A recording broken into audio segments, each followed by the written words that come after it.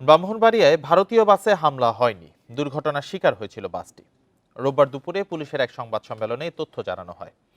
সংবাদ সম্মেলনে জানানো হয়, শনিবার দুপুরে আগরতলা থেকে ঢাকাগামী শ্যামলী পরিবহনের বাসটি ব্রাহ্মণবাড়িয়ার চান্দিয়ারা এলাকা অতিক্রম করার সময় একটি ট্রাক ওই বাসটিকে ওভারটেক করে। এ সময় বাসটি ৩ চাকার ভ্যানকে চাপা দেয়। এতে ভ্যানটি ক্ষতিগ্রস্ত হয় এবং এর চালক আহত হন। তবে বাসে থাকা সব যাত্রী অক্ষত ছিলেন। বাসে ১৭ জন ভারতীয় এবং ৯ জন বাংলাদেশি যাত্রী ছিলেন। ঘটনার পর শ্যামলী পরিবহনের বাস চালক আসাদুল হক ও ভ্যান চালক ইব্রাহিমের মধ্যে কথা কাটাকাটি হয়। খবর পেয়ে ঘটনাস্থলে পৌঁছে বিষয়টি সমাধান করে পুলিশ।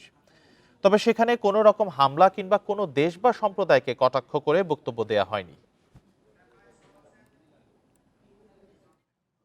আইল্যান্ডার আমার গাড়ি, আর ওখানে আপনার ওই ব্রেকে কভার করতে পারে নাই, একটা 3 চাকার ইজি বাইক ঢুকে যায় ভিতরে। আমার প্যাসেঞ্জারের সাথে ওখানে জনগণের কোনো একটা কথাও হয় নাই।